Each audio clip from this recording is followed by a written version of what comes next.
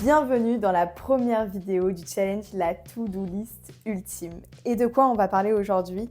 D'organisation. C'est juste pour vous montrer que je parle un peu mieux espagnol. Pendant cette vidéo, j'ai envie de vous partager quelques astuces qui m'ont permis d'être mieux organisée ce dernier mois et de me permettre d'avoir la sensation d'avoir une journée mieux gérée. Pour être tout à fait honnête avec vous, je suis pas une personne ultra organisée, j'ai plutôt tendance à être tout le temps dans le rush. Tu vois ce genre de pote qui fait sa valise au dernier moment? Bah, c'est moi. Et si je me suis lancée ce nouveau challenge d'être organisée, c'est parce que j'en ai marre d'être tout le temps en mode dernière minute, d'être stressée et de faire les choses à l'arrache. S'organiser, c'est un vrai boulot. Et pour être tout à fait honnête avec vous, ce challenge, il m'a énormément bousculée parce que j'avais vraiment besoin de remettre de l'ordre dans toute ma vie. Qu'est-ce qui s'est passé pendant ce mois de challenge? La première étape, ça a été de clarifier ma vision et de déterminer mes objectifs. Avoir une vision claire de mes objectifs, ça me permet de savoir où je vais et de pouvoir déterminer la stratégie pour atteindre tous ces objectifs. Perso, j'ai décomposé mes objectifs en 3 catégories. Le professionnel, le personnel et les bonus. Quand je dis bonus, c'est toutes les choses que j'ai un petit peu mis sur ma to-do list. C'est les apprentissages, que ce soit le yoga, le développement personnel, la guitare, toutes ces choses-là. C'est vraiment d'essayer de comprendre quelles sont les actions à mener pour atteindre notre objectif final. Et le secret, c'est vraiment de décomposer. Parce que c'est vrai qu'un objectif peut nous paraître tellement gros au tout début, alors que si on se dit, ok, je dois établir une stratégie, comment j'atteins ce point, je sais pas, B, on va dire, tu pars du point A et tu arrives au point B, on se dit, bah, pour atteindre cet objectif, il faut que je mène telle action, telle action, telle action, telle action. En fait, c'est vraiment petit pas par petit pas, step by step. Et en fait, ton objectif te paraîtra beaucoup moins grand, beaucoup moins inatteignable. Et quand tu arriveras au sommet de ton objectif, tu diras, voilà, c'était pas si compliqué que ça parce que tu as vraiment décomposé. Vous connaissez ma passion pour les listes, mais si elles sont à rallonge, elles servent à rien. Alors concrètement, pour organiser ma semaine, j'ai fait 2 listes. La première, c'est la liste à la semaine, où chaque jour, je sais exactement ce que je vais faire. Que ça soit aller au sport, faire mes cours, travailler sur un sujet particulier, aller voir mes copines. Ça me permet d'être un peu moins stress et d'avoir une vision globale de ma semaine. Ensuite, j'ai une to-do list à la journée. Et pour la journée, je choisis 5 tâches. Je commence par les choses les plus simples qui me prennent moins de 10 minutes, comme ça. C'est coché et je peux passer à la suite et ça me donne un sentiment de victoire. Comme ça, je me dis, si j'ai réussi à faire ça, ça sort de ma tête et donc je peux attaquer le reste. Ma deuxième astuce, c'est de bloquer des créneaux horaires pour les tâches que j'ai à faire. C'est un petit peu comme quand on était au collège et qu'on savait qu'on avait maths de 9h à 10h, qu'on avait techno de 11 à 12. C'est vraiment cette idée-là. Ça me permet d'être vraiment concentrée pendant un temps précis sur une tâche et de me dire que j'y vais à fond, que je suis en concentration ultime et que j'ai pas d'autres distractions. Parce que ouais, c'est aussi ça le secret. Il faut bloquer toutes les distractions, les notifications, les gens qui peuvent tourner autour de nous. C'est vraiment se concentrer pendant un temps fixe sur notre tâche. Il y a une technique que vous pouvez aussi utiliser, c'est la technique Pomodoro. Non, ici je parle pas de la petite tomate que tu peux mettre dans ta pizza, quoique l'idée est un peu la même. Tu vois le petit minuteur que tu peux avoir dans ta cuisine en forme de tomate?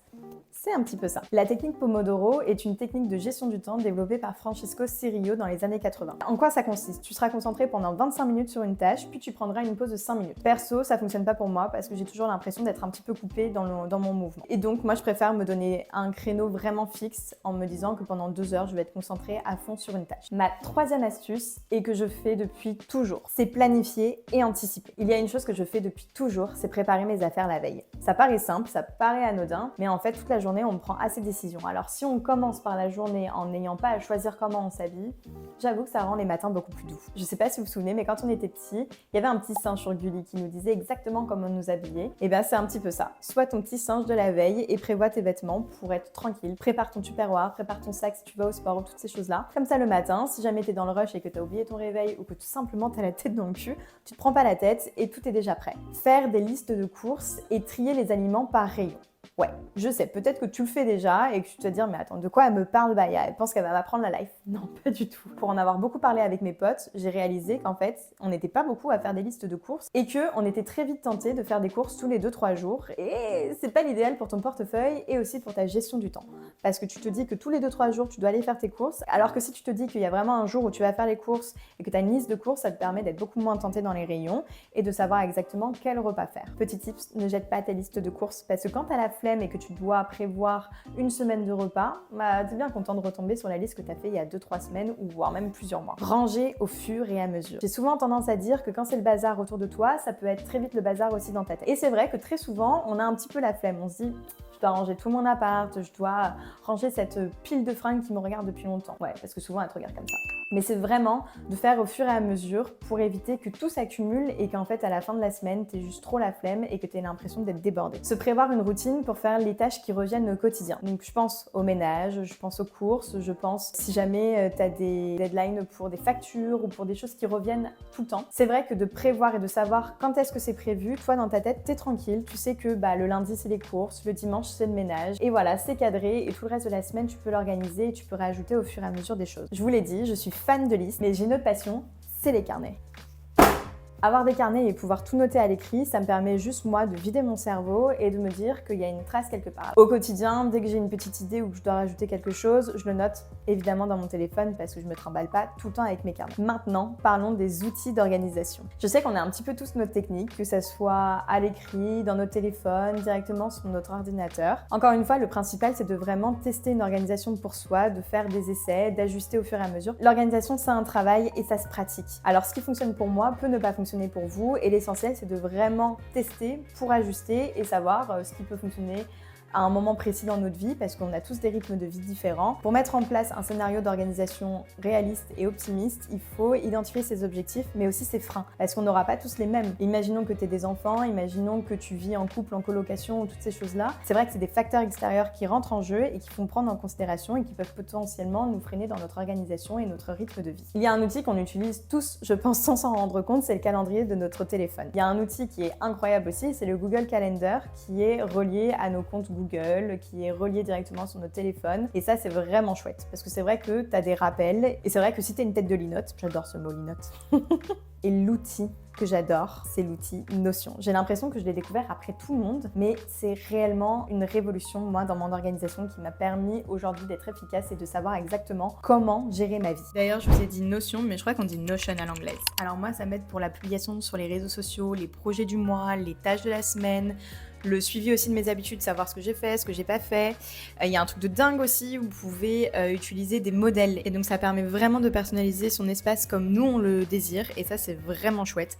Il y a plein de vidéos sur YouTube, je vous mets les liens en description parce que franchement je vais pas vous faire un tuto, mais c'est vraiment une application de ouf que vous pouvez aussi avoir sur vos téléphones. Comment j'ai fait pour mettre tout ça en place? Eh bien tous les dimanches, je prends mes carnets ou je prends mes listes que j'ai fait sur mon ordinateur pour voir un petit peu ce que j'ai fait ou pas de la semaine et pour pouvoir préparer la semaine suivante. La première semaine, elle était catastrophique parce que je pensais que j'allais pouvoir tout gérer comme d'habitude et en fait pas du tout parce que qui dit nouveau rythme dit nouvelle organisation. Et c'est vrai que c'était une catastrophe. Alors il y avait des choses qui étaient sur ma to-do list mais que j'avais pas faites, des choses que j'ai faites mais qui n'étaient pas sur ma to-do list. Bref, c'était un bourbier total. Et en fait, prendre un temps vraiment pour planifier et organiser sa vie, je sais que sur l'instant ça nous coûte parce qu'on se dit que c'est du temps, on a l'impression que c'est du temps de perdu alors qu'en fait c'est du temps de gagner vraiment par la suite.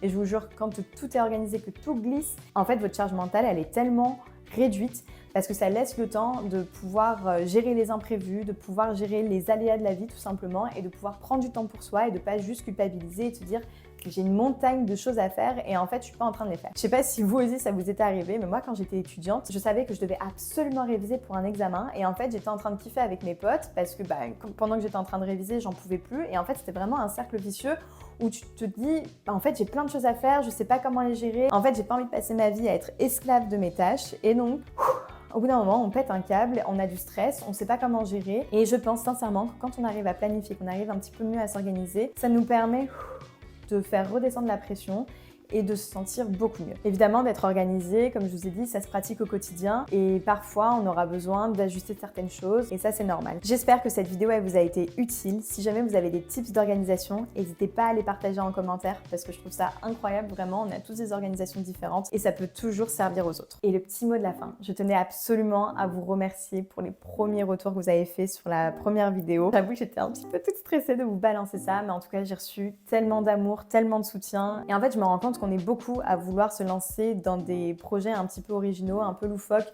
ou tout simplement des choses de la vie quotidienne, mais simplement on manque de temps, on n'a pas confiance en soi, on a peur du jugement des autres. Alors si vraiment il y a quelque chose que je dois vous dire, parce que ouais, j'ai le droit de vous faire des petites morales, c'est de croire en vous, d'y aller à fond et que de toute manière, il n'y a rien de vraiment grave. Si vous avez une passion, si vous avez envie de réaliser vos rêves, c'est vos rêves à vous et il n'y a personne d'autre qui pourra vous freiner. Alors j'espère que vous allez passer à l'action, que vous allez croire en vos rêves et croire en vous surtout parce que personne ne le fera mieux que vous. Allez, on se retrouve bientôt. Bisous!